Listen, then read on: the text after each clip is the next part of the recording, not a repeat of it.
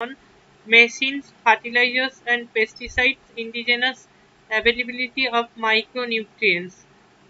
এখানে যদি আমরা কারেক্ট অ্যান্সার দেখি, ফার্মাররা কিন্তু মেনলি বেশি ডিপেন্ডেন্ট করেছিল ফার্টিলাইজার্স অ্যান্ড পেস্টিসাইডস, মেশিনারির থেকেও আমরা কিন্তু মোস্ট অ্যাপ্রোপ্রিয়েট যদি দেখি তাহলে ইরিগেশন বা আমরা দেখছি প্রোডাক্টিভ প্রোডাক্টিভ পারপাসে আর কি ফার্টিলাইজার্স অ্যান্ড পেস্টিসাইড হচ্ছে মোস্ট অ্যাপ্রোপ্রিয়েট। তাহলে অপশন বি হচ্ছে এক্ষেত্রে আমাদের কারেক্ট অ্যান্সার। আচ্ছা, গ্রিন রেভলিউশন আমরা বলেছিলাম দুটো ফেজে হয়েছে। ফার্স্ট ফেজে গ্রিন রেভলিউশন আমরা বলেছিলাম ইমপ্লিমেন্টেড হয়েছে 1966-এ during the time period of annual plan যে সময় আর কি স্টার্ট হয়েছিল। সেকেন্ড ফেজে গ্রিন রেভলিউশন আমরা দেখতে পাচ্ছি 1980-এ, 1983-84-এ সেকেন্ড ফেজে গ্রিন রেভলিউশন হয়েছিল। তো এই নেক্সট যেটা হচ্ছে world green revolution was connected with definitely agricultural purpose আমরা green revolution কে দেখতে পাচ্ছি। তাহলে আমরা বলবো agricultural production। green revolution এর মেইন অবজেক্টিভ ছিল এগ্রিকালচারাল সেক্টরে প্রোডাক্টিভিটি কে ইনক্রিজ করা। আমরা যদি দেখি ফাদার অফ গ্রিন রেভলিউশন ওয়ার্ল্ডের রেসপেক্টে দেখলে নরম্যান বোরলগকে বলছি, আর ইন্ডিয়ার রেসপেক্টে দেখলে father of green revolution in India যদি বলি তাহলে আমরা বলছি MS স্বামীনাথন। আর দ্য ওয়ার্ড গ্রিন রেভলিউশন, এই যে গ্রিন রেভলিউশন যে ওয়ার্ডটা ফার্স্ট টাইম কে বলেছিলেন, coined by the William Gant. William Gant হচ্ছে এখানে কারেক্ট অ্যান্সার। মানে কারেক্ট অ্যান্সার মানে যদি বলে গ্রিন রেভলিউশনের যে ওয়ার্ডটা কোথা থেকে আমরা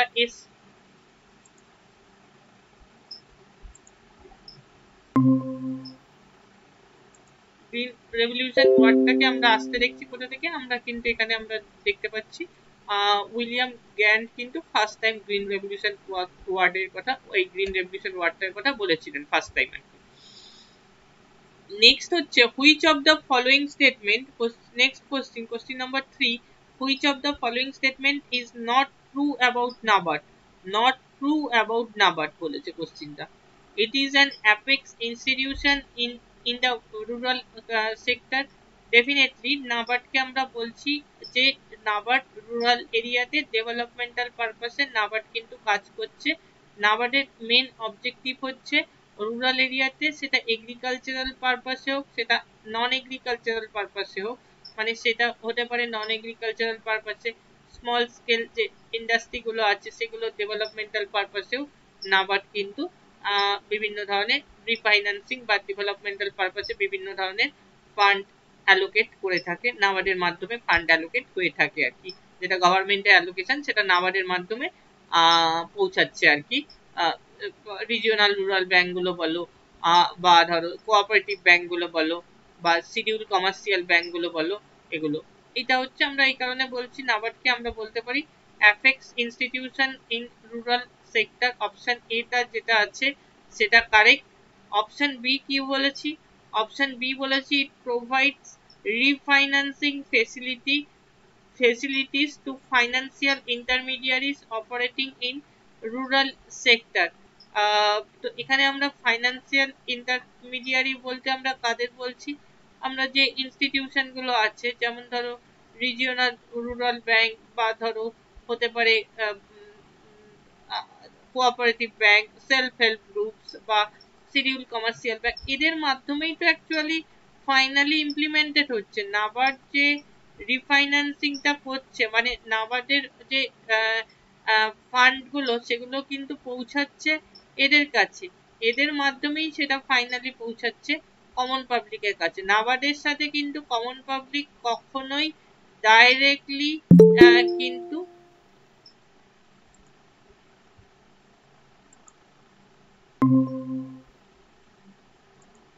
নাবার্ডের সাথে আমরা কিন্তু কখনোই কমন পাবলিককে ডাইরেক্টলি ডিলিং করতে দেখতে পাচ্ছি না। তাই জন্য অপশন বিটা কিন্তু এক্ষেত্রে নাবার্ডের ফাংশন হিসাবে আমরা দেখতে পারি অপশন বিটাকেও। অপশন ডি তে আমরা চলে আসছি, তারপর সিতে আসছি। It supports a broad spectrum of productive activities in rural sector.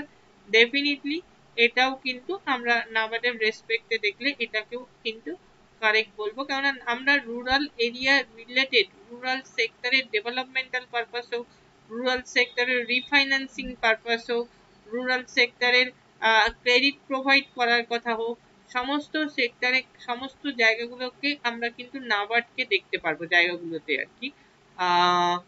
Option C যেটা আছে, it does not lend to RRB regional rural bank. NABARD কিন্তু প্রয়োজন হলে আরআরবি গুলোকে লোন প্রোভাইড করতে পারে, কারণ আমরা একটু আগেই বললাম নাবার্ডের মেন অবজেক্টিভ হচ্ছে রুরাল এরিয়াতে ডেভেলপমেন্টাল পারপাসে কাজ করা।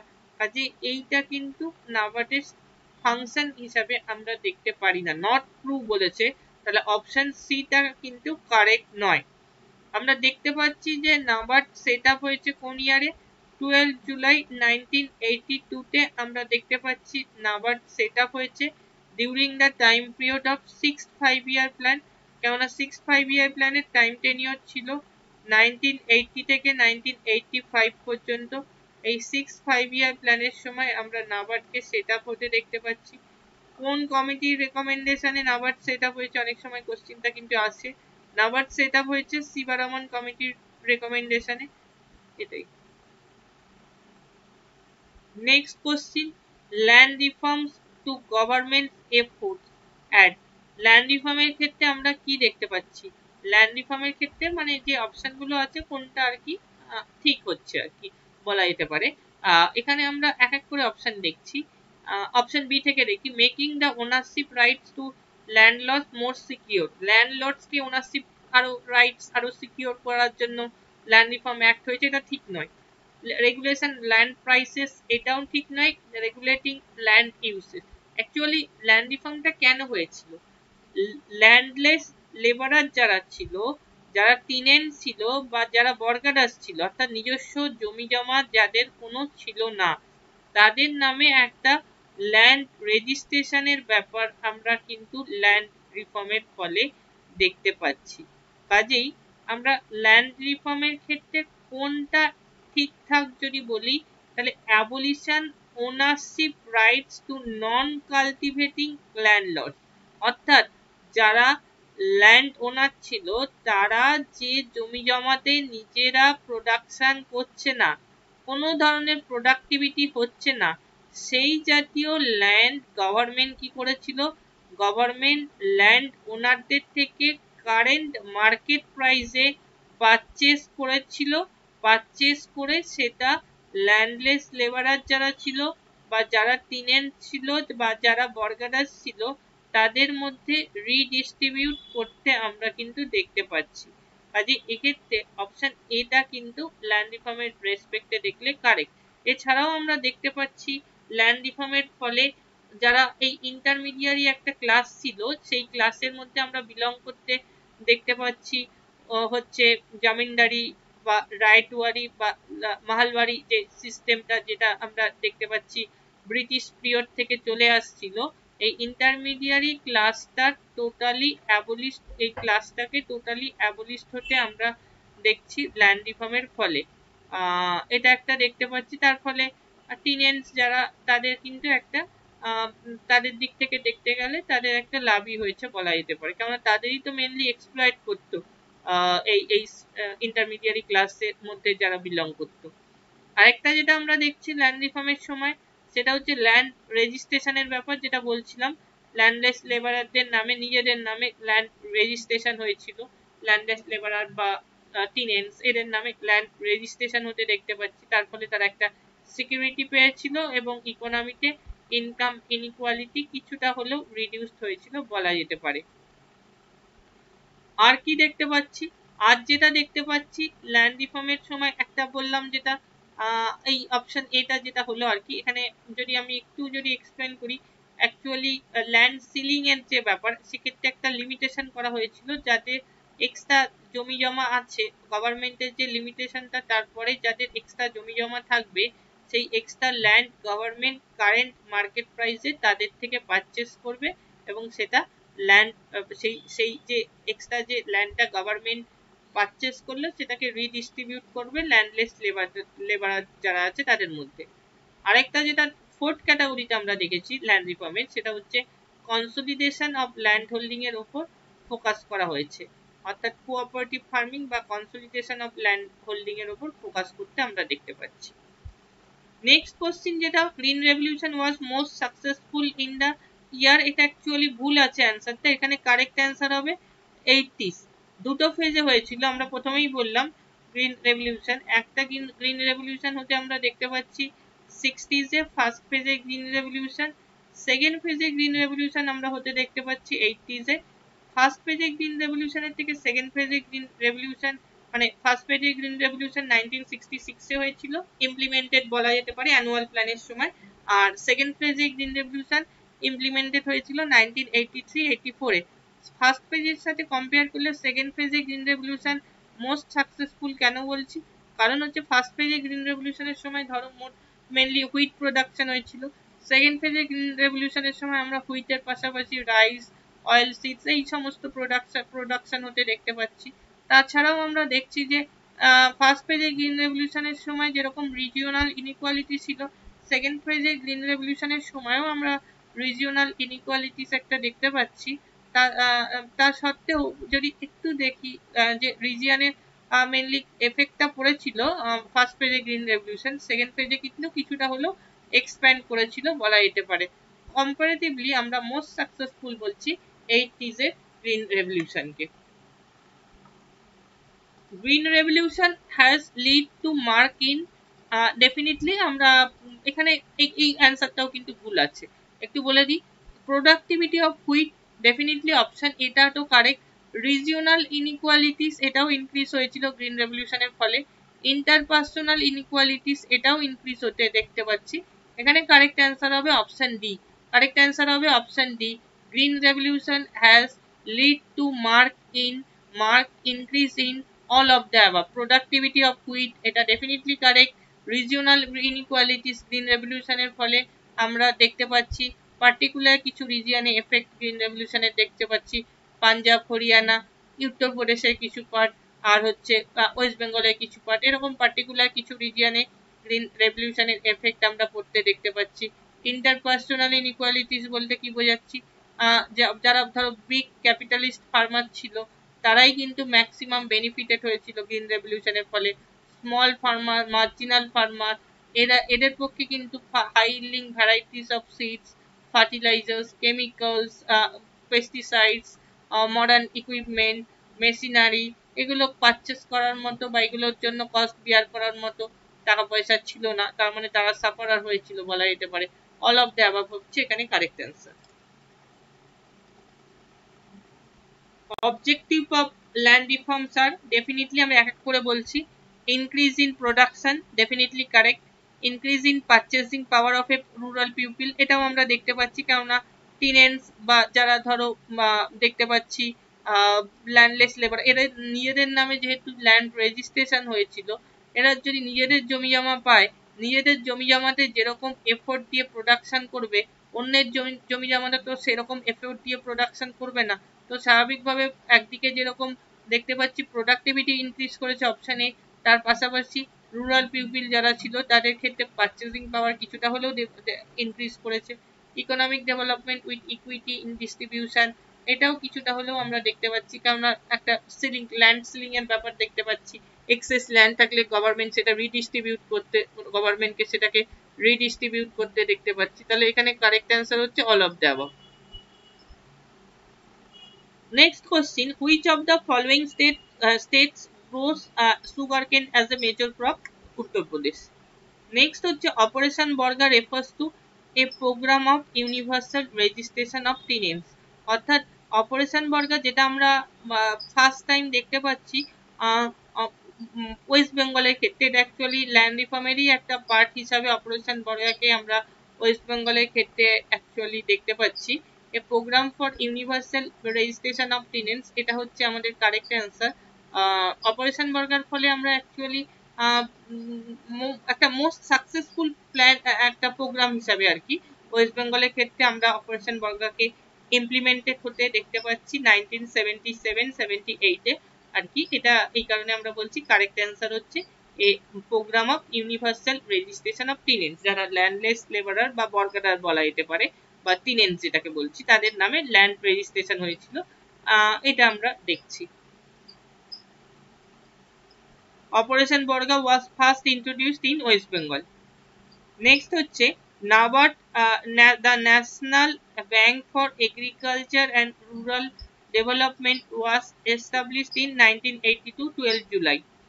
নেক্সট হচ্ছে in India, in which of the following years was Food Corporation of India set up. এটা আমরা দেখতে পাচ্ছি 14 জানুয়ারি 1965, 14 জানুয়ারি 1965 এ এফসিআই কে সেট আপ হতে দেখতে পাচ্ছি। অ্যাপেক্স বডি, কোশ্চিনটা একটু ভালো করে পড়ো। The apex body which operates microfinance scheme by promoting self-help groups of individuals from homogeneous class through banks or non-governmental organization is, ব্যাপারটা মানেটা কি? মানে এই যে মাইক্রো ফাইন্যান্স যে স্কিম গুলো আছে সেগুলো self help groups of individuals from a homogeneous class through banks or non-governmental organization, যেগুলো অ্যাকচুয়ালি মাইক্রোফিন্যান্স স্কিম ছিল। গভর্নমেন্টের যে মাইক্রোফিন্যান্স স্কিম গুলো সেগুলো ফাইনালি ইমপ্লিমেন্টেড হচ্ছে কার মাধ্যমে? ব্যাংকের মাধ্যমে বা নন গভর্নমেন্টাল অর্গানাইজেশনের মাধ্যমে বা সেলফ হেল্প গ্রুপের মাধ্যমে। এইটা অ্যাকচুয়ালি মানে এই যে স্কিম গুলো এগুলো ফাইনালি ইমপ্লিমেন্টেড হচ্ছে এই অর্গানাইজেশন গুলোর মাধ্যমে, কিন্তু এইগুলো যে ইমপ্লিমেন্ট করছে তার অ্যাপেক্স বডি আমরা কাকে বলছি? অ্যাপেক্স বডি বললে ডেফিনেটলি আমরা সেটা নাবার্ড কে বলবো। গভর্নমেন্ট যে অ্যালোকেশন গুলো সেগুলো কিন্তু না, গভর্নমেন্টের যে রুরাল এরিয়ার জন্য, অবভিয়াসলি এটা মাইক্রোফিন্যান্স স্কিম আমরা রুরাল এরিয়ার ক্ষেত্রে দেখবো। এগুলো যেগুলো করে থাকে অ্যালটমেন্ট করে থাকে সেগুলো ফাইনালি নাবার্ডের মাধ্যমে কিন্তু আমরা দেখতে পাচ্ছি এই অর্গানাইজেশন গুলোর কাছে পৌঁছাচ্ছে। Green revolution occurred first in Punjab Haryana, Punjab হরিয়ানাতে দেখতে পাচ্ছি ফার্স্ট টাইম। নেক্সট হচ্ছে major part of Indian agriculture is characterised by small farmers.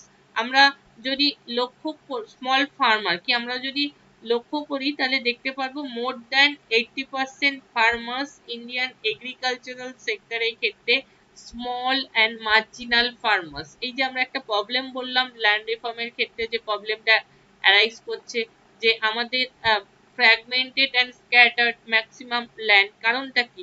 More than 80% farmer হচ্ছে আমাদের কান্ট্রিতে স্মল অ্যান্ড মার্জিনাল ফার্মার। তো স্বাভাবিকভাবে স্ক্যাটার্ড অ্যান্ড ফ্র্যাগমেন্টেড ল্যান্ড যদি হয়, ইন্ডিভিজুয়াল ল্যান্ডের যে প্রোডাক্টিভ ক্যাপাসিটি থাকবে সেটাকে কিন্তু আমরা ফুললি ইউটিলাইজ করতে পারছি না, সেখানে একটা প্রবলেম অ্যারাইজ করছে।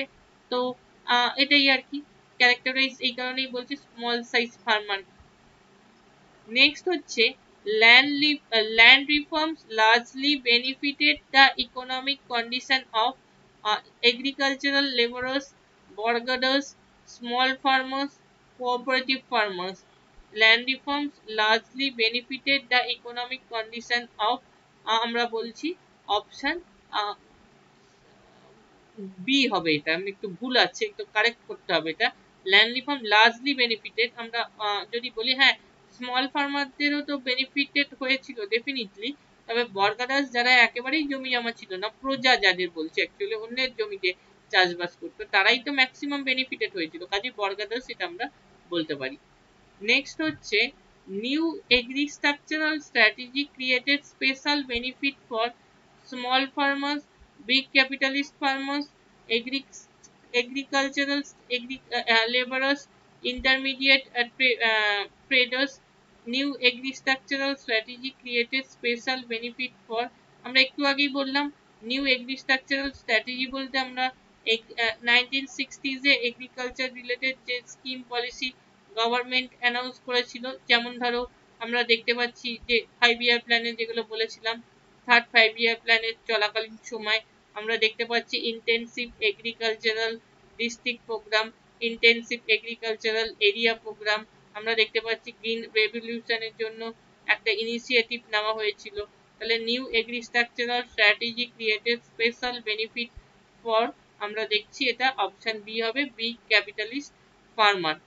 স্পেশাল বেনিফিট যদি বলে ডেফিনেটলি আমরা দেখবো, কেননা এই যে প্রোগ্রামগুলো হয়েছে বা গ্রিন রেভলিউশন বলো, ইন্টেন্সিভ এগ্রিকালচারাল ডিস্ট্রিক্ট প্রোগ্রাম বলো, ইন্টেন্সিভ এগ্রিকালচারাল এরিয়া প্রোগ্রাম বলো, প্রত্যেকটা প্রোগ্রামের ক্ষেত্রে কিন্তু মডার্ন টেকনোলজি, ফার্টিলাইজার্স, তারপরে হচ্ছে ধরো কেমিক্যালস, পেস্টিসাইডস এগুলো ইউজ করার দরকার ছিল, তো এগ্রিকালচারাল প্রোডাকশন ইনক্রিজ করানোর জন্য। তো এইগুলো কিন্তু স্মল বা মার্জিনাল ফার্মারদের পক্ষে পসিবল ছিল না, বা এগ্রিকালচারাল লেবারারদের পক্ষে পসিবল ছিল না। পসিবল ছিল কাদের পক্ষে? বিগ ক্যাপিটালিস্ট ফার্মারদের পক্ষে। এই জন্য আমরা সবসময় বলছি স্পেশাল বেনিফিট বললে option B.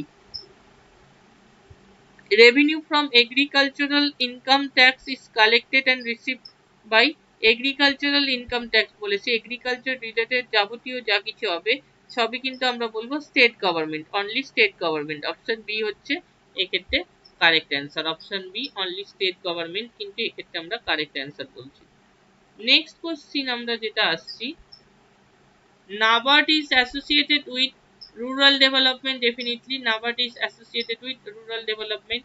New agriculture rural area developmental purpose আমরা NABARD কে বিভিন্ন ধরনের বিভিন্নভাবে হেল্প করতে দেখতে পাচ্ছি।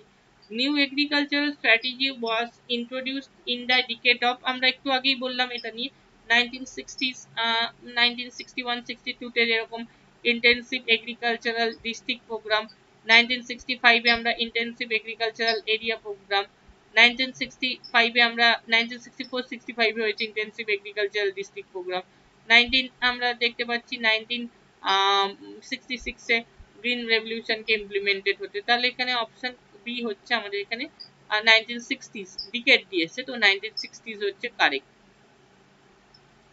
Agmark is related to, AGMARK means agriculture related trademark, অর্থাৎ কোয়ালিটি ওয়াইজ আমরা কোনো গুডস বা কমোডিটিকে গ্রেডিং করছি আর কি, ভাগ করছি, ডিভাইড করছি। তাহলে এটা হচ্ছে related to agricultural commodity or goods. Option C, AGMARK is related to agricultural commodities or goods বলা যেতে পারে।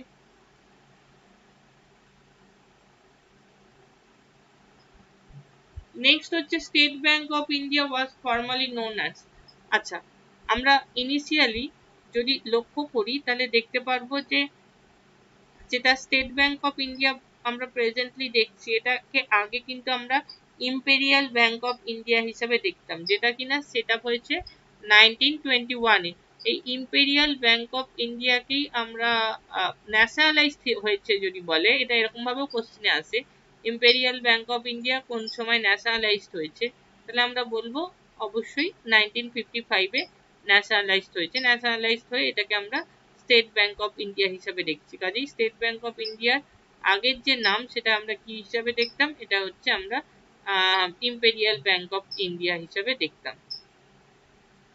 নেক্সট হচ্ছে the reserve Bank of India is a shareholders bank, a government owners bank, a partly private and partly state owner bank, scheduled bank। এটা আমরা reserve Bank of ইন্ডিয়াকে আমরা বলছি a government owner bank, বা এটাকে আমরা nationalised bank বলছি, মানে একটা গভর্নমেন্টের ওনার ব্যাংক। কেন বলছি? কারণ হচ্ছে আমরা যদি লক্ষ্য করি, আমরা এমনি আরবিআই কে দেখতে পাচ্ছি এস্টাবলিশড হতে এপ্রিল 1935 এ।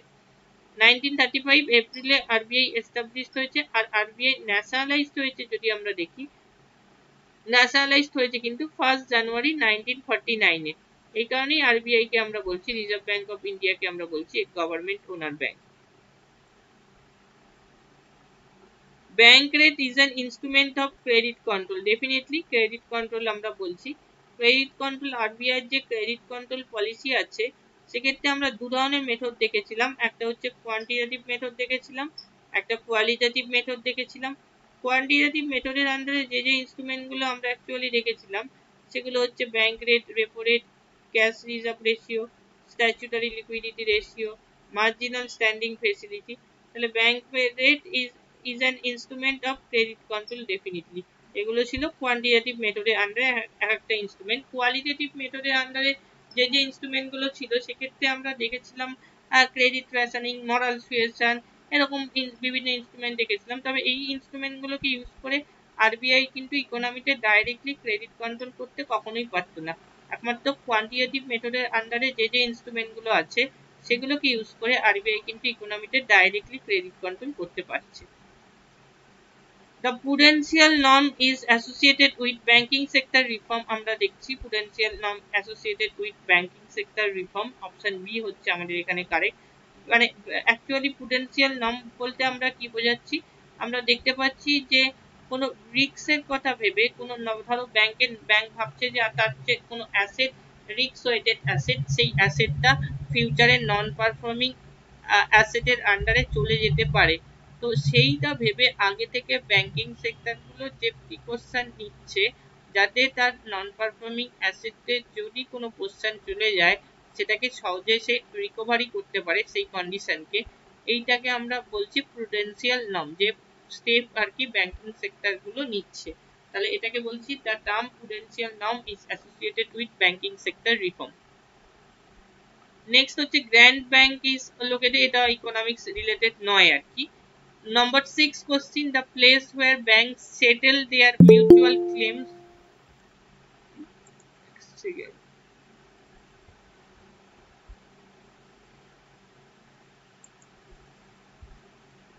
এক সেকেন্ড দাও।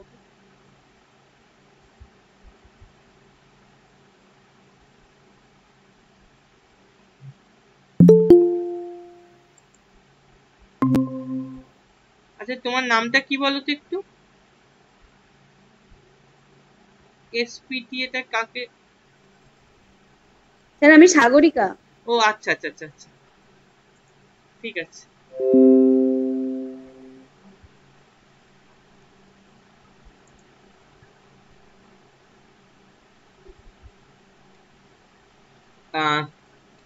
যেটা বলছিলাম কোথায় গেলাম, অপশন নাম্বার 6 সেটা, the place where bank settle their mutual claims and accounts is known as option B clearing house. এখানে আমরা কি ক্লিয়ারিং হাউস বলতে আমরা যেটা বলেছিলাম শিডিউল কমার্শিয়াল ব্যাংকের যে ডিফারেন্ট যে ক্রাইটেরিয়া আমরা দেখতে পাচ্ছিলাম শিডিউল কমার্শিয়াল ব্যাংকের আন্ডারে, যেরকম একটা তার মধ্যে একটা বলেছিলাম ক্লিয়ারিং হাউস মানে প্রয়োজন মনে করলে শিডিউল কমার্শিয়াল ব্যাংকগুলো মানে যে ব্যাংকগুলো under RBI act 1934 second schedule of RBI act 1934 এর আন্ডারে পড়ছে, সেই ব্যাংকগুলোকেই তো আমরা শিডিউল ব্যাংক হিসাবে দেখেছিলাম। সেই ব্যাংকগুলো আরবিআই গাইডলাইন ফলো করে চলছে, সেই ব্যাংকগুলো নিজেদের মধ্যে একটা কোলাবোরেশন দেখতে পাচ্ছি, এটাকেই আমরা অ্যাকচুয়ালি ক্লিয়ারিং হাউস বলছি। মানে একটা শিডিউল ব্যাংক প্রয়োজন মনে করলে তা আরেকটা শিডিউল ব্যাংকের থেকে ওভারনাইট বেসিসে যেরকম লোন নিতে পারছে, যেটাকে আমরা বলেছি হচ্ছে কল মানি। তাছাড়াও নোটিশ মানিটাও দেখেছিলাম 1 to 14 days এর উপর বেস করে যখন একটা শিডিউল ব্যাংক আরেকটা শিডিউল ব্যাংকের থেকে লোন নিচ্ছে সেটাকে আমরা নোটিশ মানি হিসাবে দেখেছি। এছাড়াও আমরা যেটা দেখেছিলাম সেটা হচ্ছে শিডিউল ব্যাংকে একটা শিডিউল ব্যাংকের চেক আরেকটা শিডিউল ব্যাংকে ফেলা যাচ্ছে, বা একটা শিডিউল ব্যাংক থেকে আরেকটা শিডিউল ব্যাংকের ট্রানজাকশন সহজেই করা যাচ্ছে। এই বিভিন্ন কারণে এদের নিজেদের মধ্যে একটা যেহেতু কোলাবোরেশন আছে এই কারণে এটাকে আমরা বলেছিলাম clearing house. Clearing house. In India 14 major commercial bank were nationalised, আমরা দেখতে পাচ্ছি 1969। বলতে পারবে এই সময় 1969 এ কোন 5 year প্ল্যান চলছিল যে সময় 14 ন্যাশনালাইজড 14 কমার্শিয়াল ব্যাংক ন্যাশনালাইজড হয়েছিল? কোন 5 year? হ্যাঁ বলো। প্ল্যান হলিডে না প্ল্যান হলিডে নয়, হ্যাঁ plan holiday fourth 5 year fourth plan, হবে। Fourth 5 year plan. প্ল্যান হলিডেটা 1966 থেকে 1969 পর্যন্তই হয়েছিল। 1969 এ প্ল্যান হলিডের পরে আমরা দেখতে পাচ্ছি ফোর্থ 5 year প্ল্যান স্টার্ট হয়েছিল। ফোর্থ 5 year প্ল্যান যেটা 1969 থেকে স্টার্ট হয়ে চলেছিল হচ্ছে 1974 পর্যন্ত। 1969 থেকে 1974 পর্যন্ত চলেছিল। এই সময় প্রাইম মিনিস্টার ছিলেন ইন্দিরা গান্ধী। এই সময় জুলাই 1969 এ আমরা দেখতে পাচ্ছি 14 কমার্শিয়াল ব্যাংক যেগুলোকে কিনা ন্যাশনালাইজড হতে দেখছি। Central bank of India RBI reserve bank, RBI কবে এস্টাবলিশড হয়েছিল? April 1935 A. Next question, bank rate is the rate. Bank rate বলতে আমরা কি বুঝেছি? আমরা দেখতে পাচ্ছি যে আরবিআই যে সার্টেন ইন্টারেস্ট রেটে কমার্শিয়াল ব্যাংকগুলোকে লোন প্রোভাইড করছে, বা কমার্শিয়াল ব্যাংকগুলো যে সার্টেন ইন্টারেস্ট রেটে আরবিআই থেকে এখানে লং টার্ম বেসিসে, খেয়াল রাখবে রেপো রেট ব্যাংক রেটের মধ্যে যে বেসিক ডিফারেন্সটা আসছে, রেপো রেটের ক্ষেত্রে আমরা দেখতে পাচ্ছি শর্ট টার্ম বেসিসে আরবিআই লোন প্রোভাইড করছে কমার্শিয়াল ব্যাংকগুলোকে, আর ব্যাংক রেটের ক্ষেত্রে আমরা দেখতে পাচ্ছি লং টার্ম বেসিসে। অপশন বি হচ্ছে এক্ষেত্রে the at which reserve Bank of India lens, যেটা আমরা দেখছি লং টার্ম বেসিসে আর কি লোন প্রোভাইড করছে। অপশন বি হচ্ছে আমাদের এখানে correct. Next, sir present bank রেটটা যেন কত? প্রেজেন্ট ব্যাংক রেটটা হচ্ছে, এক সেকেন্ড আমাকে এটা চেক করে বলতে হবে। প্রেজেন্ট হচ্ছে 4 পয়েন্ট সামথিং আছে, 4 পয়েন্ট, দাঁড়াও এক সেকেন্ড বলছি।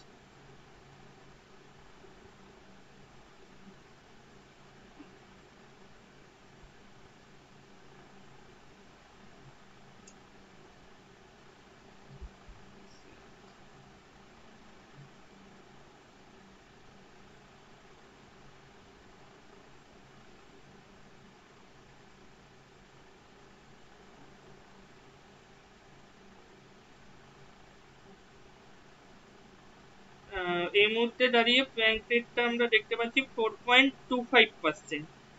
এটা 4.25% প্রেজেন্ট ব্যাংক রেট দেখছি। আর একটা খেয়াল রাখবে, যেটা আমি বলেছিলাম 2018 এর পর থেকে, 2018 এর পর থেকে যতবার ডিফারেন্ট পলিসি রেট গুলো চেঞ্জ হচ্ছে, ততবারই আমরা দেখতে পাচ্ছি যে মার্জিনাল স্ট্যান্ডিং ফেসিলিটি পার্সেন্টেজ যা থাকছে, ব্যাংক রেটের পার্সেন্টেজও তাই থাকছে। ব্যাংক রেট হচ্ছে 4.25% আর মার্জিনাল স্ট্যান্ডিং ফেসিলিটির পার্সেন্টেজও হচ্ছে 4.25%। নেক্সট হচ্ছে, who maintains foreign exchange reserve in our country?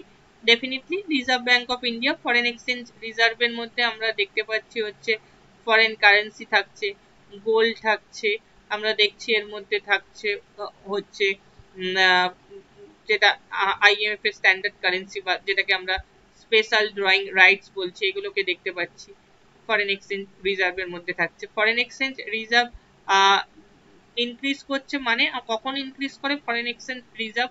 যত বেশি আমরা দেখবো ইন্টারন্যাশনাল ট্রেড হচ্ছে বা এক্সপোর্টটা যত বেশি বাড়বে, তত দেখতে পারবো যে ফরেন এক্সচেঞ্জ রিজার্ভ কিন্তু ইনক্রিজ করবে। RBI এর কাছে যা ফরেন এক্সচেঞ্জ রিজার্ভ আছে এই মুহূর্তে, তাতে মোটামুটি অ্যাপ্রক্সিমেটলি 18 মান্থসের ইম্পোর্টকে আমরা কভার করতে পারবো। এটা পুরোনো ডেটা, এই মুহূর্তে দেখার দরকার নেই। আমি শুধু কতগুলো এখানে বলে রাখি, সেটা হচ্ছে প্রেজেন্টলি হচ্ছে ক্যাশ রিজার্ভ রেশিও হচ্ছে 4%। আর এই যে এটা time to time actually differ করে, cash reserve ratio, repo rate, তাহলে আমাকে টাইম মেনশন করে দিয়ে দেবে যদি যদি দেয় কোনো কারণে। বেসিস পয়েন্ট বলতে আমরা যেটা বুঝাচ্ছি, 100 বেসিস পয়েন্টে আমরা জানি 1%, তো 50 বেসিস পয়েন্টে আমরা 0.50% কে বোঝাচ্ছি। জেনারেলি কোন সিচুয়েশনে RBI ইনক্রিজ করে বলতে পারবে? Repo rate, cash reserve ratio বা রিভার্স রেপো রেট। এখানে রেপো রেট আর ক্যাশ রিজার্ভ রেশিও বলছে। কোন সিচুয়েশনে RBI এগুলোর পার্সেন্টেজ ইনক্রিজ করে বা কোন সিচুয়েশনে RBI এগুলোর পার্সেন্টেজ ডিক্রিজ করে, বলা যাবে? স্যার যখন মানি কন্ট্রাকশন করতে হবে মার্কেট থেকে তখন ইনক্রিজ করে, আর যখন মার্কেটে মানি সাপ্লাই বাড়াতে হবে তখন ডিক্রিজ করে। হ্যাঁ, মানি সাপ্লাই বাড়াতে হবে, ঠিকই বলেছো। রেসেশনারি কন্ডিশনে যখন কিনা ইকোনমিতে মানি সাপ্লাই ইনক্রিজ করানোর দরকার হচ্ছে, তখন আমরা দেখবো যে RBI মানিটারি পলিসি কমিটি, খেয়াল রাখবে, RBI monetary policy committee repo rate, reverse repo rate, bank rate, এই যে ডিফারেন্স যে পলিসি রেট গুলো আছে ডিফারেন্ট, সেগুলোকে ডিক্রিজ করছে যখন তারা তারা চাইছে যে ইকোনমিতে মানি সাপ্লাই বাড়াতে চাইছে আর কি।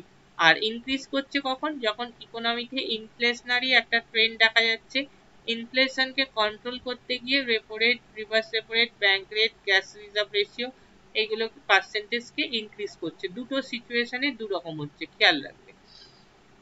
এটাই। আরেকটা জিনিস একটু বলে দিই, মানিটারি পলিসি কমিটির ক্ষেত্রে একটু এক্সপ্লেনেশনে আসি। মানিটারি পলিসি কমিটির ক্ষেত্রে আমরা টোটাল মেম্বার দেখতে পারবো, 6 জন মেম্বার থাকে মানিটারি পলিসি কমিটিতে।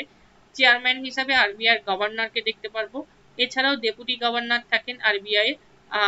আর যদি দেখি মানিটারি পলিসি কমিটি জেনারেলি দেখতে পারবো যে বাই মান্থলি বেসিসে, অর্থাৎ 2 মান্থসের গ্যাপে ডিফারেন্ট পলিসি রেট গুলোকে রিভাইজ করে থাকে।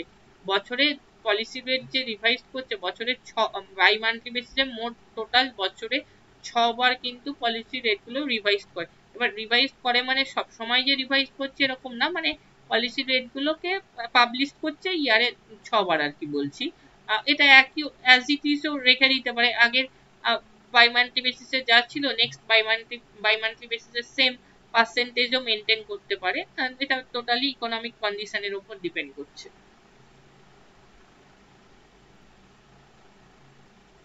Which one of the following rates is not determined by the Reserve Bank of India? Definitely Reserve Bank of India বলেছে CRR, SLR, রেপো রেট এগুলো কিন্তু ডিটারমাইন করছে RBI।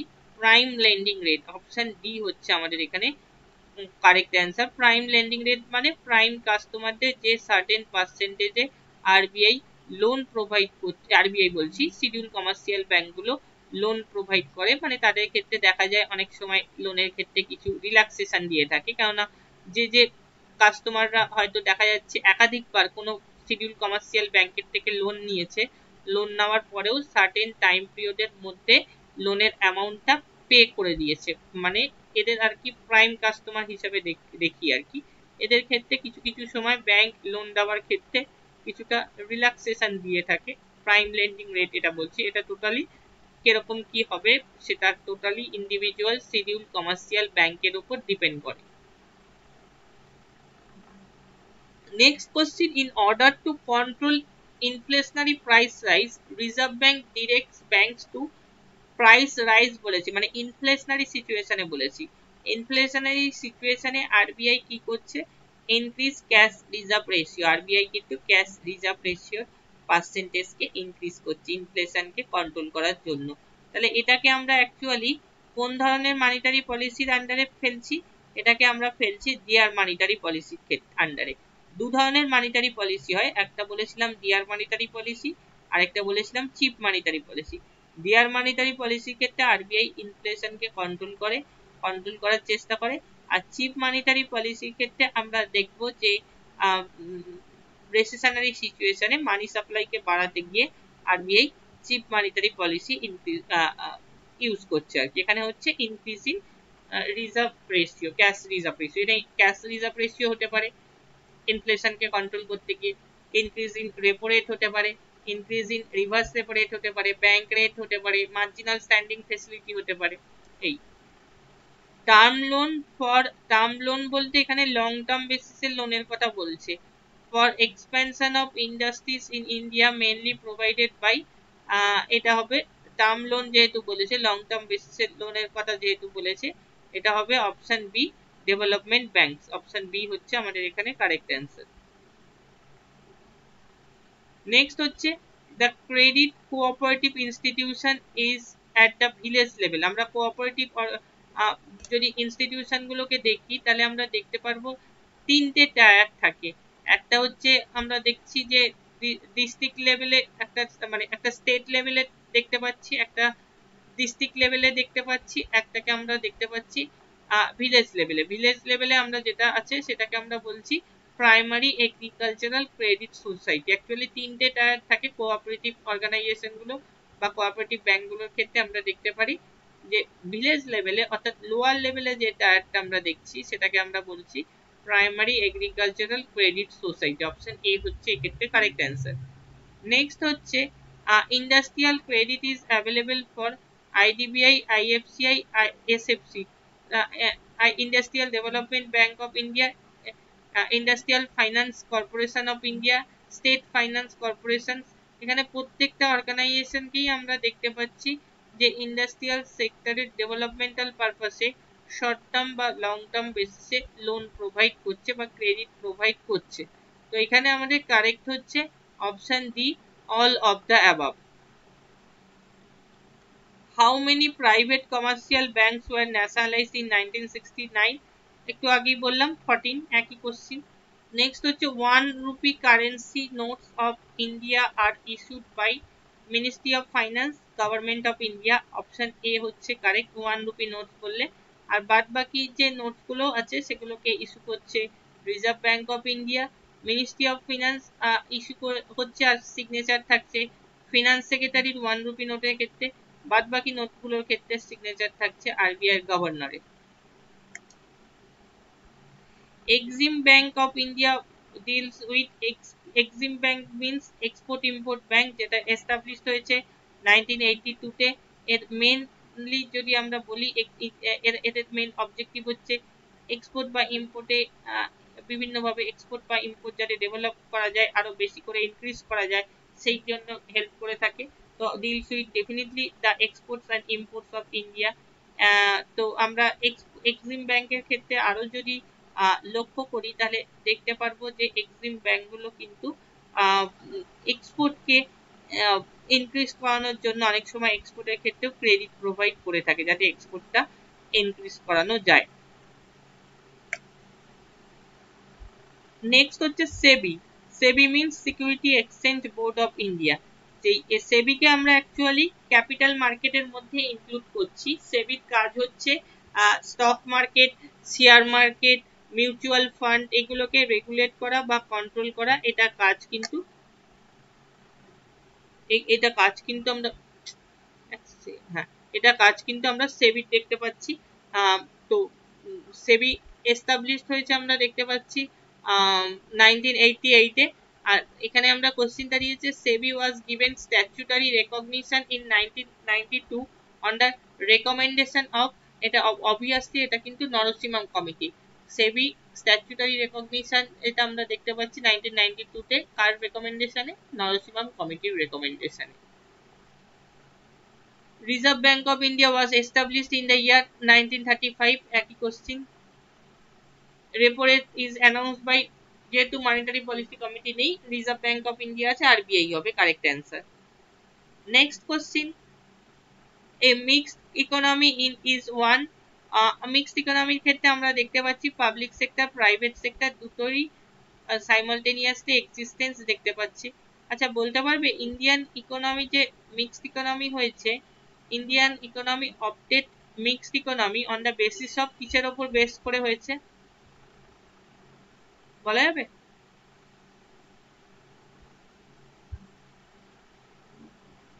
আচ্ছা, আমি বলছি।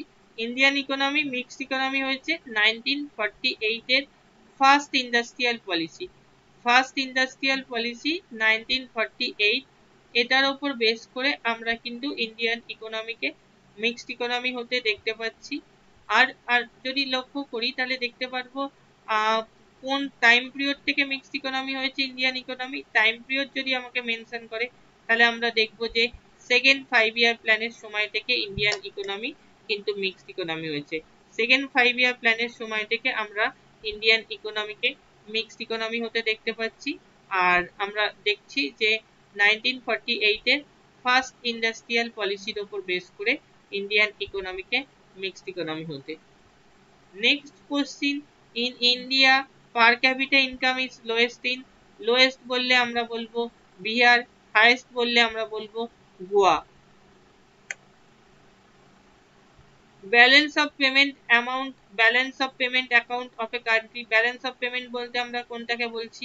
কোনো একটা কান্ট্রির সাথে অন্য ফরেন যে কোনো কান্ট্রি, সেটা হতে পারে ইউএসএ, সেটা হতে পারে ইউকে, সেটা হতে পারে বাংলাদেশ, নেপাল, সেটা হতে পারে শ্রীলঙ্কা, পাকিস্তান, যে কোনো কান্ট্রি, চায়না, যে কোনো কান্ট্রি, সমস্ত কান্ট্রির যে ইন্টারন্যাশনাল মানিটারি ট্রানজাকশন হচ্ছে সেটাকে আমরা বলছি balance of payment. Balance of পেমেন্টের ক্ষেত্রে আমরা যেরকম এক্সপোর্ট ইম্পোর্টের পার্টটাকে ইনক্লুড করব, তার পাশাপাশি services, transfer, remittances, foreign investment, different types of যে ফরেন ইনভেস্টমেন্ট গুলো আছে, ইভেন ফরেন লোনসকেও আমরা কিন্তু ব্যালেন্স অফ পেমেন্টের মধ্যে, ব্যালেন্স অফ পেমেন্ট অ্যাকাউন্টের মধ্যে ইনক্লুড করছি। তাহলে এখানে কারেক্ট অ্যান্সার কি হচ্ছে? Balance of payment account of a country, option A, records the country's economic transaction with rest of the world। Particular একটা কান্ট্রির ব্যালেন্স অফ পেমেন্ট বললে সেই কান্ট্রির সাথে ওয়ার্ল্ডের যে কোনো কান্ট্রির সমস্ত ধরনের মানিটারি, ইন্টারন্যাশনাল মানিটারি ট্রানজাকশনকে আমরা ব্যালেন্স অফ পেমেন্ট হিসাবে দেখব। তাহলে এখানে আমাদের অপশন এটা হচ্ছে কারেক্ট অ্যান্সার। আর যদি দেখি এক্সপোর্ট ইম্পোর্টের পার্টটা থাকলে শুধুমাত্র আমরা কিন্তু সেটাকে ব্যালেন্স অফ ট্রেড হিসাবে দেখছি, যদি শুধুমাত্র এক্সপোর্ট ইম্পোর্টের পার্টটা থাকে। নেক্সট হচ্ছে, in a developed economy the major share of employment originated in, major share of employment originated in, option C developed ইকোনমির ক্ষেত্রে tertiary sector. Which of the following is not required while considering GNP. একটু অ্যান্সারটা ভুল আছে। GNP এর মধ্যে আমরা কিন্তু ইনক্লুড যদি না করি তাহলে পার ক্যাপিটা ইনকাম অফ সিটিজেন্স বলতে পারি। ফরেন ইনভেস্টমেন্টের পার্টটা নেট ফরেন ইনভেস্টমেন্ট, যেটা আমাদের কান্ট্রির যে সিটিজেনদের কন্ট্রিবিউশন সেটাকে আমরা দেখতে পাচ্ছি। Next question, which of the following increases continuously with increase in production? আমরা যদি টোটাল কস্টের পার্টকে ডিভাইড করে দুটো পার্টে দেখতে পারবো, total fixed cost, total variable cost. Total fixed cost হচ্ছে প্রোডাকশন স্টার্ট হওয়ার আগে আমাদের যে কস্টটা বিয়ার করতে হচ্ছে। আমি যখন কোনো ইউনিট প্রোডাকশন করিনি, অর্থাৎ 0 ইউনিট আমার প্রোডাকশনে, আমি প্রোডাকশন স্টার্ট করব তার আগে আমার যে কস্টটাকে বিয়ার করতে হবে সেটাকে আমরা বলছি টোটাল ফিক্সড কস্ট। এর মধ্যে কি হতে পারে? এর মধ্যে আমি দেখতে পারি বিজনেস করব, ধরো আমি তার জন্য যে লাইসেন্স ফি আমাকে নিতে হচ্ছে। আমি ধরো এটা হলো একটা, ধরো আমি কোনো মেশিনারি পারচেস করব, প্রোডাকশন করব, তার জন্য প্রোডাকশনের আগে আমাকে কোনো মেশিনারি পারচেস করতে হচ্ছে, এটা টোটাল ফিক্সড কস্ট হতে পারে। হতে পারে ধরো আমি কোনো রেন্ট নিলাম কোনো জায়গা প্রোডাকশন করব বলে, সেটাকেও আমরা টোটাল ফিক্সড কস্ট হিসাবে দেখব। অর্থাৎ আমি যখন কোনো ইউনিট প্রোডাকশন করিনি, প্রোডাকশন স্টার্ট হওয়ার আগে আমাকে যে কস্ট গুলো বিয়ার করতে হচ্ছে সেটাকে টোটাল ফিক্সড কস্ট হিসাবে বলছি। আর প্রোডাকশন ইউনিট আমি যত বাড়াতে থাকছি, আমি যত বেশি করে প্রোডাকশন করতে থাকছি, তার রেসপেক্টে যে কস্ট গুলোকে আমাকে ইনক্রিজ করাতে হচ্ছে সেটাকে আমরা টোটাল ভেরিয়েবল কস্ট হিসাবে দেখছি। যেমন ধরো র মেটেরিয়াল কস্ট, আমাকে প্রোডাকশন ইউনিট বাড়াতে হলে র মেটেরিয়াল কস্ট ইনক্রিজ করাতে হচ্ছে। আমাকে হচ্ছে প্রোডাকশন ইউনিট বাড়াতে হলে ধরো লেবারের ওয়েজ রেট ইনক্রিজ করাতে হচ্ছে, আরো বেশি করে লেবার এনগেজমেন্ট করাতে হচ্ছে আমি যদি প্রোডাকশন আরো বাড়াতে চাই। হতে পারে আমার ইলেকট্রিসিটি চার্জ বাড়তে পারে প্রোডাকশন বাড়াতে চাইলে। তো এই জাতীয় যে কস্ট সেগুলোকে আমরা ভেরিয়েবল কস্ট হিসাবে দেখব। those who benefit from inflation আর কারা ইনফ্লেশনের ফলে বেনিফিটেড হচ্ছে? বেনিফিট যেহেতু বলেছে তাহলে ডেপ্টার, অর্থাৎ যে বড়োয়ার, সে কিন্তু ইনফ্লেশনের এফেক্টে বেনিফিটেড হচ্ছে। আর ক্রেডিটার যদি দেখি, সে ইনফ্লেশনের আগে যেহেতু লোন প্রোভাইড করেছে তাকে বলা যেতে পারে লুজার হচ্ছে। Which of the following is not a method of estimating national income of a country? with production census method national income include করার ক্ষেত্রে একটা ন্যাশনাল ইনকাম এস্টিমেট করার ক্ষেত্রে একটা মেথড হিসেবে আমরা দেখছি। ইনকাম মেথড একটা, এক্সপেন্ডিচার মেথড একটা, একমাত্র হচ্ছে income import method. Option D হচ্ছে correct answer. Which of the following estimates the national income of India? national income estimate করছে কি সেন্ট্রাল স্ট্যাটিস্টিক্যাল অর্গানাইজেশন, বা যেটাকে সিএসও বলছি। সিএসও কে আমরা দেখছি ন্যাশনাল ইনকাম এস্টিমেট করছে দুটো মেথড ইউজ করে। একটা আমরা দেখছি ইনকাম সেন্সাস মেথড, আর একটা হচ্ছে প্রোডাকশন সেন্সাস মেথড। এই দুটো মেথড ইউজ করে সিএসও কিন্তু ন্যাশনাল ইনকাম এস্টিমেট করছে। স্যার বলছি এখন কি সিএসও আর এনএসএসও এই দুটো মার্জ করে গিয়ে এনএসও হয়ে গেছে? হ্যাঁ, এনএসও হয়েছে, তবে সিএসও ন্যাশনাল ইনকামটা এস্টিমেট যদি বলে সিএসওই বলবে। এনএসও যেটা হয়েছে তার পুরোপুরি কাজ এখনো স্টার্ট করেনি, হচ্ছে অনেক ক্ষেত্রে কাজ, তবে এটা মার্চ করেছে, এটা ঠিক কথা, কিন্তু ইন্ডিভিজুয়ালি যে কাজগুলো আছে সেগুলো চলছে পাশাপাশি। ঠিক আছে। নেক্সট যেটা আসছি, according to purchasing power parity in India is 10th largest economy, 5th largest economy, 4th largest economy। এটা অ্যাকচুয়ালি কারেক্ট নয়, এটা থার্ড লার্জেস্ট ইকোনমি হবে। ডেটাটা একটু পুরনো কোশ্চিন, ডেটাটা চেঞ্জ হয়েছে। এই জাতীয় কোশ্চিনে কিছু ডেটা চেঞ্জ হয়। National income of a country is sum total of factor income, এটা বলেইছিলাম, কেননা এটা কোন মেথড বলা যেতে পারবে, বলা যাবে আর কি। National income of a country is sum total of factor income. এটা ন্যাশনাল ইনকাম এস্টিমেট করতে গিয়ে কোন মেথডটা ইউজ করছি এক্ষেত্রে? ফ্যাক্টর ইনকাম বললে আমরা অবভিয়াসলি ফ্যাক্টর কস্ট, হ্যাঁ এক্স্যাক্টলি ফ্যাক্টর কস্ট বা ইনকাম সেন্সাস মেথড যেটা বলছি। তাহলে national income of a country is sum total of A factor income, means এটা ফ্যাক্টর কস্ট মেথড হিসেবে বলতে পারি, বা ইনকাম সেন্সাস মেথড হিসেবে আমরা এটাকে বলতে পারি।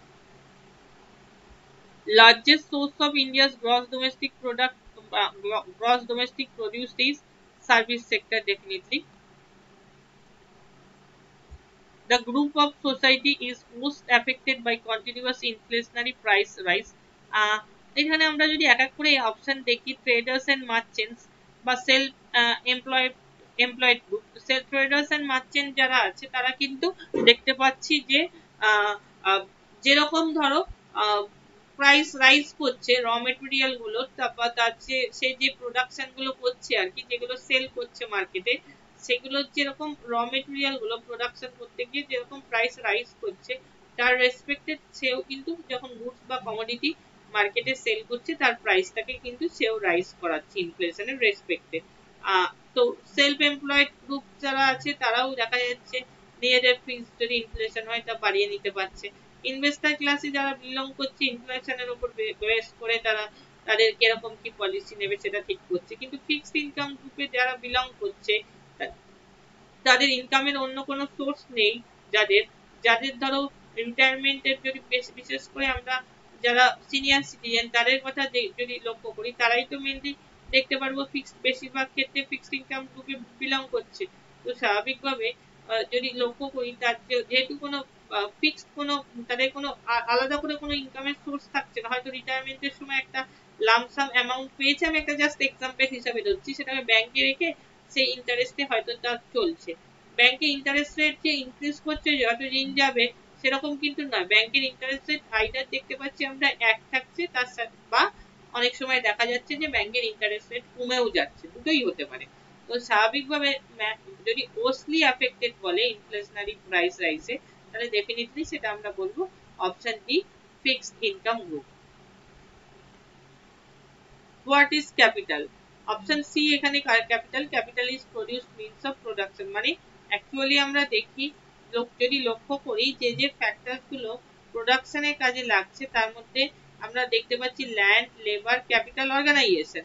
ক্যাপিটালকে একটা ফ্যাক্টর হিসেবে দেখছি, এই কারণে আমরা বলছি capital is produce means of production, মানে মিনস এটা মানেটা কি, প্রোডাকশন করার জন্য যে যে ফ্যাক্টরস গুলো লাগছে বা যেগুলো প্রডিউস করার জন্য লাগছে তারই একটা ফ্যাক্টর হিসেবে আমরা ক্যাপিটালকে এখানে দেখতে পাচ্ছি। তাহলে এখানে মোস্ট অ্যাপ্রোপ্রিয়েট হচ্ছে option C, capital is produce means of production. Economic রেসপেক্টে দেখলে মানিকে আমরা ক্যাপিটাল বলতে পারি না, কারণ মানি দিয়ে তো ডাইরেক্টলি কোনো প্রোডাকশন করা যাচ্ছে না, আমার টাকাটা আছে সেটাকে আমাকে ইনভেস্ট করতে হচ্ছে। ইকোনমিক রেসপেক্টে দেখলে এটাকে আমরা ক্যাপিটাল বলতে পারছি। নেক্সট হচ্ছে share of sector, share of the sector in India's GDP highest, কোন সেক্টরের জিডিপি হাইয়েস্ট, ডেফিনেটলি আমরা বলবো সার্ভিস সেক্টর, সার্ভিস সেক্টরের ক্ষেত্রে ইন্ডিয়ার জিডিপি হাইয়েস্ট দেখতে পাচ্ছি। BPL means below poverty line. Latest population census was undertaken, আপাতত যদি দেখি 2011 এর যে পপুলেশন সেন্সাস সেটাকেই আমরা লেটেস্ট পপুলেশন সেন্সাস হিসেবে দেখছি, এখনো 2021 এর পপুলেশন সেন্সাস কিন্তু পাবলিশ হয়নি, কাজেই 2011 এর সেন্সাসকে আমরা লেটেস্ট সেন্সাস হিসেবে দেখছি। তবে একটা খেয়াল রাখবে 2001 এর সেন্সাসের ক্ষেত্রে এটাকে কিন্তু বলতে পারি আমরা ফার্স্ট ডিজিটাল পপুলেশন সেন্সাস, যেটা এখন পাবলিশ হয়নি, সেই 2021 এর সেন্সাসকে আমরা বলতে পারি first digital population census, Covid সিচুয়েশনের জন্য মেনলি আর কি। নেক্সট হচ্ছে if withdrawal of a worker from employment does not create any output loss, this situation is known as, মানেটা কি, মানেটা হচ্ছে ধরো সাপোজ ফর এক্সাম্পল কোনো একটা এগ্রিকালচারাল সেক্টরে ম্যাক্সিমাম প্রোডাকশন করতে পারে 10 জন, এবার তার জায়গায় যদি 12 জন এনগেজমেন্ট থাকে, এই যে এক্সট্রা দুজন যে লেবার ফোর্স কোনো একটা সেক্টরে এনগেজমেন্ট থাকলো, সেই দুজন লেবার ফোর্স থেকে আমি যদি সরিয়েও নিয়ে যাওয়া যায়, তাহলে আমরা ইকোনমিক রেসপেক্টে দেখলে দেখতে পারবো যে প্রোডাক্টিভিটির ওপর বা প্রোডাকশনের ওপর কোনো ধরনের হ্যাম্পার করছে না। এই জাতীয় আমরা আনএমপ্লয়মেন্টকে আমরা বলে থাকি ডিসগাইজড আনএমপ্লয়মেন্ট। ডিসগাইজড আনএমপ্লয়মেন্ট আমরা মেনলি দেখতে পারবো এগ্রিকালচারাল সেক্টরের ক্ষেত্রে। সিজনাল আনএমপ্লয়মেন্ট, ডিসগাইজড আনএমপ্লয়মেন্ট, এই জাতীয় প্রবলেম গুলো আমরা কিন্তু সবসময় ফেস করি এগ্রিকালচারাল সেক্টরের ক্ষেত্রে। আচ্ছা, আচ্ছা, আরেকটা কথা বলে দিই, এই ডিসগাইজড আনএমপ্লয়মেন্টের ক্ষেত্রে আমরা দেখতে পারবো মার্জিনাল প্রোডাক্টিভিটি অফ লেবার কিন্তু 0 হচ্ছে।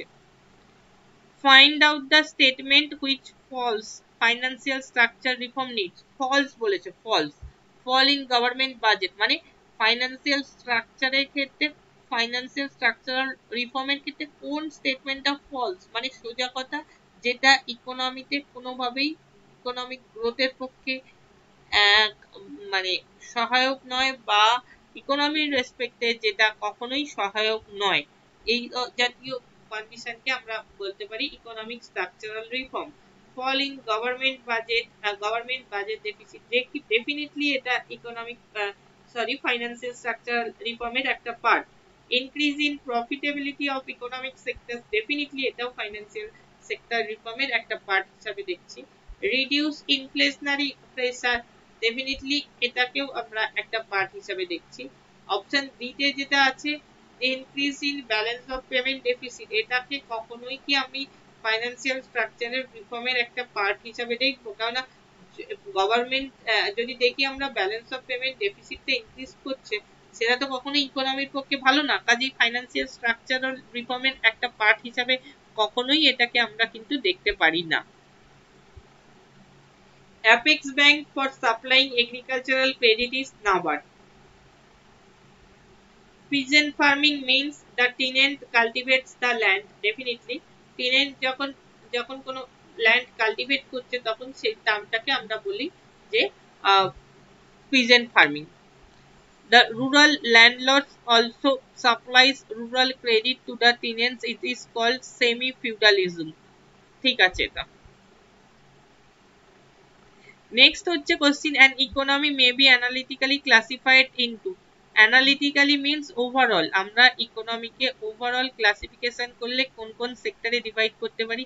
আমরা যে অপশনগুলো আছে এক এক করে যদি দেখি, agriculture, industry, transport, agriculture, manufacturing, services, কোনো সেক্টরকেই এখানে কিন্তু একটা পার্টিকুলার কোনো একটা সেক্টরের আন্ডারে এগুলো পড়ছে, ফুললি কিন্তু কোনো সেক্টরকেই এখান থেকে ডিটারমাইন করা যাচ্ছে না। কাজেই অ্যানালিটিক্যালি ক্লাসিফাইড ইনটু যদি বলে তাহলে অপশন সি হচ্ছে correct, primary, secondary, tertiary sector overall আমরা ইকোনমিকে কনসিডার করতে পারছি।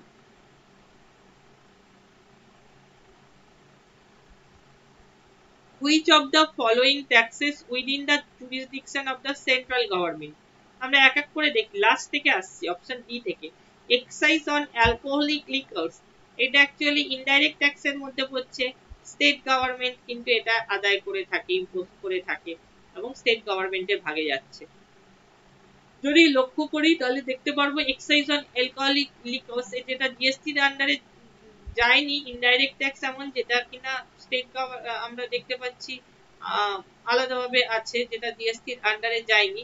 জিএসটির আন্ডারে কোন কোন ইনডাইরেক্ট ট্যাক্স গুলো যাবে এটা কিন্তু টোটালি ডিসাইড করছে জিএসটি কাউন্সিল। জিএসটি কাউন্সিলে আমরা চেয়ারপারসন হিসাবে ইউনিয়ন ফাইন্যান্স মিনিস্টারকে দেখতে পারবো, আদার মেম্বার্স হিসাবে প্রত্যেকটা স্টেটের ফাইন্যান্স মিনিস্টারকে আমরা দেখতে পারবো জিএসটি কাউন্সিলের ক্ষেত্রে। তাহলে option D excise on alcoholic liquors, এটা যেরকম আমরা দেখতে পাচ্ছি যে স্টেট গভর্নমেন্টের আন্ডারে পড়ছে। প্রফেশনাল ট্যাক্স, এটাও আমরা দেখছি one type of direct tax, যেটা স্টেট গভর্নমেন্টের আন্ডারে পড়ছে।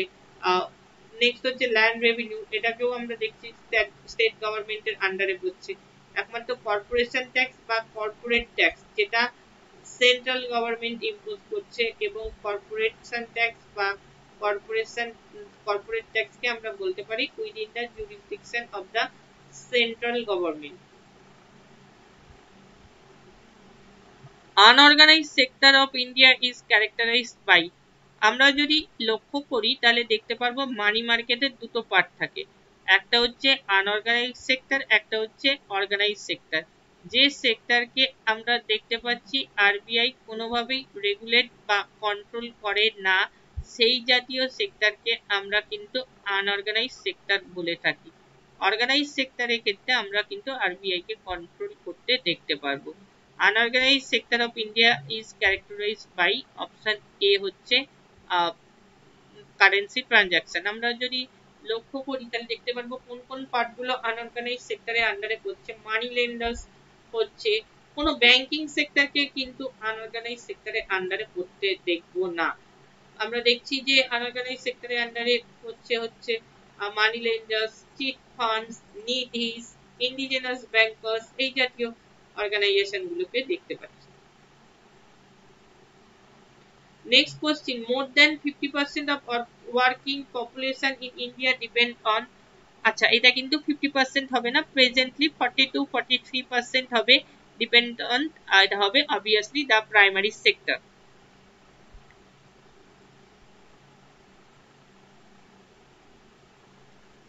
Next যেটা আসছি, the largest contributor to the gross domestic savings in India is the household sector. The service sector of India generates more than 50% of GDP. ঠিক আছে, আচ্ছা এখানে কারেন্ট ইস্যু কিছু দিয়েছে, এইগুলো অনেক পুরনো আছে, এগুলো আপাতত দেখার দরকার নেই, বেশ পুরনো এগুলো।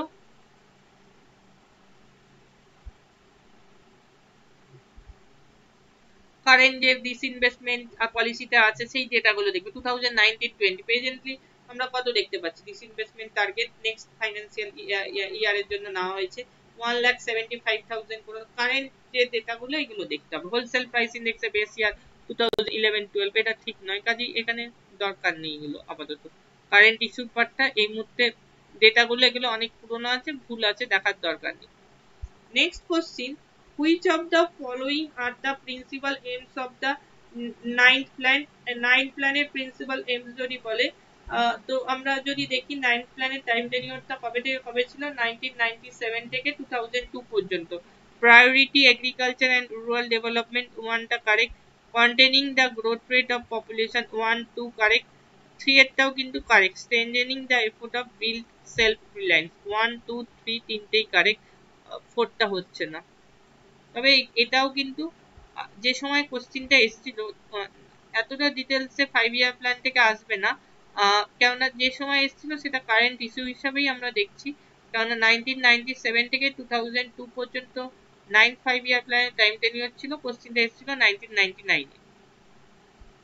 The period of annual plans 1966 to 1969 is usually regarded as, definitely আমরা অ্যানুয়াল প্ল্যান আমরা থার্ড 5 ইয়ার প্ল্যানের পরে তিনটে অ্যানুয়াল প্ল্যান দেখতে পাচ্ছি, 66, 67, 68, 66, 67, 68, 67, 68, 68, 69 তিনটে অ্যানুয়াল প্ল্যান দেখতে পাচ্ছি। তো এটাকে আমরা টোটাল টাইম পিরিয়ডটাকে আমরা প্ল্যান হলিডে বলছি। During 5 year plan incremental capital output ratio, আমরা ক্যাপিটাল আউটপুট রেশিও বলতে কোনটাকে বোঝাচ্ছি, ইনক্রিমেন্টাল ক্যাপিটাল আউটপুট রেশিও মানে আমার যখন ক্যাপিটাল ইনক্রিজ হচ্ছে তার রেসপেক্টে কোনো গুডস বা কমোডিটি বা আউটপুটও ইনক্রিজ হচ্ছে, অ্যাজিউম টু বি 4.5%। এগুলো জাস্ট একটু দেখে রাখবে, ডিটেলস এই মুহূর্তে এতটা ডিটেলসে মানে কোশ্চিন আসবে না হয়তো, তাও একটু জাস্ট ওভারঅল দেখে রাখবে। Second 5 year plan was based on, কিসের ওপর বেস করে হয়েছে, মহালানবিস মডেলের ওপর বেস করে আমরা দেখতে পাচ্ছি সেকেন্ড 5 ইয়ার প্ল্যান হয়েছে। ফার্স্ট 5 ইয়ার প্ল্যানটা যেরকম হয়েছে হ্যারোড ডোমান মডেলকে ফলো করে। Economic reforms and liberalization were introduced in Indian planning in the year 1991 এ হয়েছে, এখানে 1990s বলছে, এই ডিকেটটা দিয়েছে, ডিকেট দিয়েছে আর কি। The concept of planning was first approached in India, কে করেছিল, এম বিশ্বেশ্বরাইয়া 1934 এ planned economy of for India এই বইটাতে 5 ইয়ার প্ল্যানের ফার্স্ট ডিরেকশন বা 5 ইয়ার প্ল্যানের ফার্স্ট কথাটা বলেছিলেন। Planning Commission was appointed in 15 March 1950 under the chairmanship of, আমরা দেখতে পাচ্ছি কে ছিলেন chairmanship, under the chairmanship of, আমরা দেখছি অপশন বি হচ্ছে জওহরলাল নেহরু। 15 মার্চ 1950 তে আমরা প্ল্যানিং কমিশনকে কিন্তু অ্যাপয়েন্টমেন্ট পেতে দেখতে পাচ্ছি।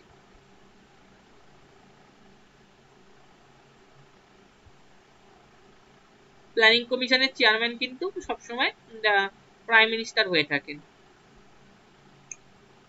ভাইস চেয়ারম্যান একজন রিনাউন্ড ইকোনমিক্স হয়ে থাকেন আর কি, মানে চেয়ারম্যান বলতে এক্স অফিসিও চেয়ারম্যান বলছি আর কি।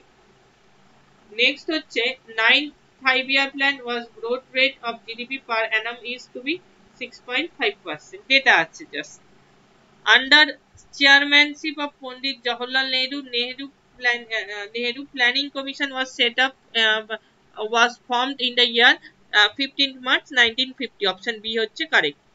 Almost same importance was given to agriculture and industry in কোন 5 year plan হচ্ছে থার্ড 5 year plan। কেননা ফার্স্ট 5 year plan এ আমরা এমফাসাইজ করতে দেখতে পাচ্ছি এগ্রিকালচারের ওপর, এগ্রিকালচারাল সেক্টরের ওপর।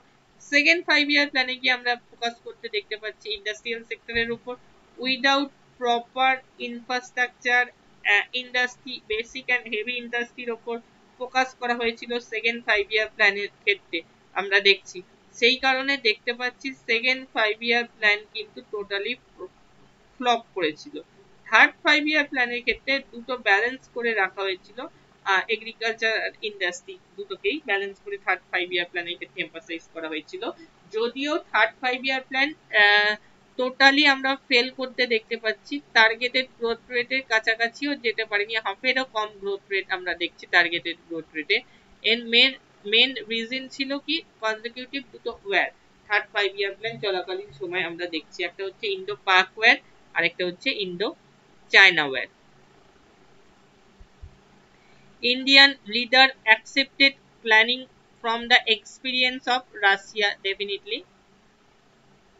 9 5 year এইগুলো পপুলেশন গ্রোথ 1.7%।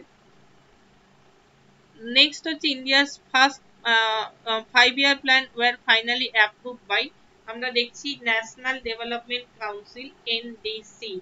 5 year প্ল্যানের যে ড্রাফট সেটাকে ফাইনালি অ্যাপ্রুভ করে থাকে। এনডিসি কে সেট আপ হতে দেখতে পাচ্ছি কবে, এনডিসি সেট আপ হয়েছে 6 আগস্ট 1952 তে। নেক্সট হচ্ছে which of the following is not one of the objective of economic planning in India. এখানে প্রত্যেকটাকেই অ্যাকচুয়ালি ইকোনমিক প্ল্যানিং ইন ইন্ডিয়ার একটা অবজেক্টিভ হিসেবে দেখি। Raising living standards, balance regional development, reduction of economic inequalities, প্রত্যেকটাকেই living standard increase করানো, balance regional development, reduction in economic inequalities, প্রত্যেকটাকেই আমরা ইকোনমিক প্ল্যানের একটা অবজেক্টিভ হিসেবে দেখছি। স্প্রেড অফ এডুকেশন, এটাকেও দেখতে পাচ্ছি কিন্তু এটা আমরা অ্যাকচুয়ালি অবজেক্টিভ হিসেবে দেখছি না, কারণ education related different scheme policy বলো প্রত্যেকটা আমরা কিন্তু দেখতে পাচ্ছি ইমপ্লিমেন্টেড হতে 5 year প্ল্যান চলাকালীন সময়। মিড ডে মিল থেকে শুরু করে আমরা দেখছি ন্যাশনাল পলিসি মিশন, তারপর সর্বশিক্ষা অভিযান, বিভিন্ন স্কিম পলিসিকে আমরা ইমপ্লিমেন্টেড হতে দেখছি। Which of the following plans laid special stress on science and technology? 7 plan. Planning কমিশনকে আমরা অ্যাডভাইসারি বডি বলতে পারি, নন স্ট্যাচুটারি, নন কনস্টিটিউশনাল বডিও বলতে পারি অনেক সময়।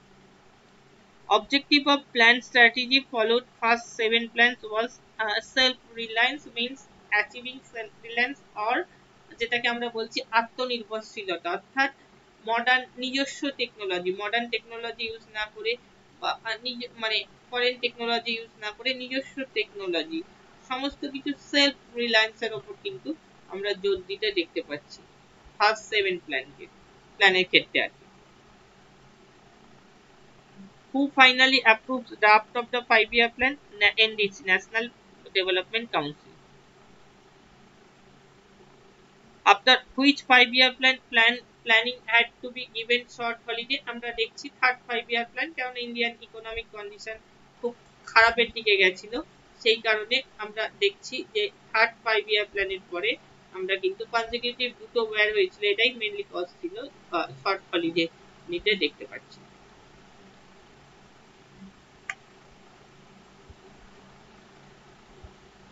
The next question, fifth 5 year plan was terminated at the end of fourth plan. কেন? আমরা দেখতে পাচ্ছি ফিফথ 5 year প্ল্যানের টাইম টেনিউর ছিল 1974 থেকে স্টার্ট হয়ে 1978। কেন হয়েছিল?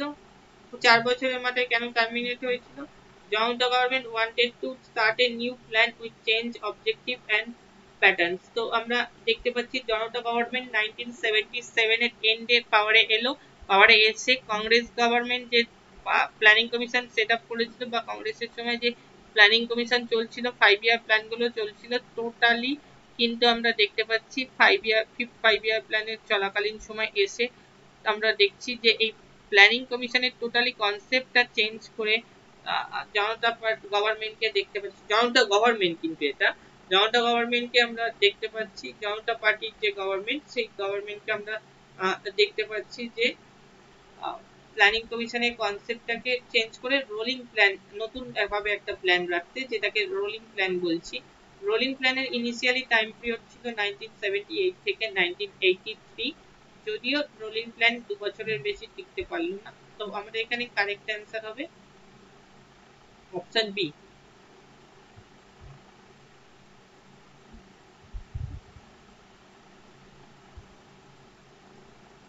Which of the আচ্ছা option question number 21, the heavy and basic industrialization is associated with আমরা দেখছি second 5 year plan. First 5 year plan agricultural model, agricultural based model বা হ্যারোডোমার মডেল ফলো করে হয়েছে, এটা হচ্ছে সেকেন্ড 5 year প্ল্যান।